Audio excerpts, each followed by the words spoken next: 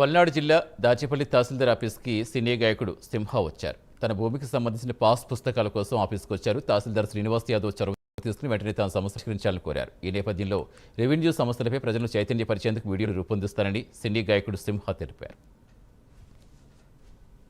నేను సింగర్ సింహ.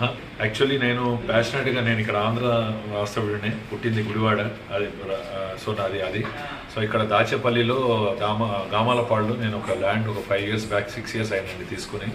అన్ని రిజిస్ట్రేషన్ అంతా బాగానే జరిగాయి. కాకపోతే నాకు పాస్బుక్ రాలేదు. ఈ గవర్నమెంట్ స్కీమ్స్ ఏమున్నాయో అవి పడట్లేదు.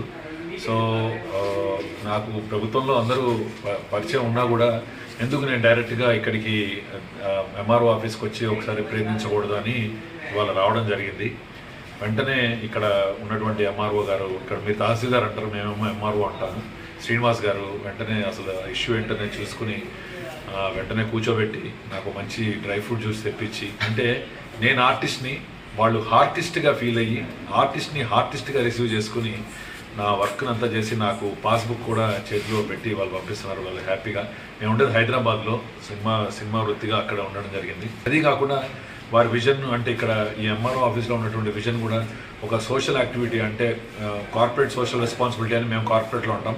అలాగే సమాజానికి మనం ఏమైనా సేవ చేయాలని ఆయనతో ఇంటరాక్ట్ అవుతుండగా నాకు అర్థమైంది ఏంటంటే, ఆయన కొన్ని రైతులకి కానీ వాళ్ళకి కొన్ని విషయాలు ఆయన ఎడ్యుకేట్ చేయాలని అనుకుంటున్నారు. అది ఏ విధంగా అంటే, నేను వెంటనే నా ఒక మనసులో ఉన్న భావాన్ని చెప్పాను. సార్, మీరు మీ ఐడియాని నా ముందరకు తీసుకురండి, దాన్ని వీడియో రూపంలో ఆడియో రూపంలో నేను క్రోడీకరించి నేను ప్రజెంట్ చేస్తాను. దాని విధంగా 100 మందికి ప్రయత్నిస్తే 10 మందికి ఎడ్యుకేట్ అయినా 10 మందికి ఒక్కళ్ళకి చెప్తారు అనే భావంతో వచ్చాను.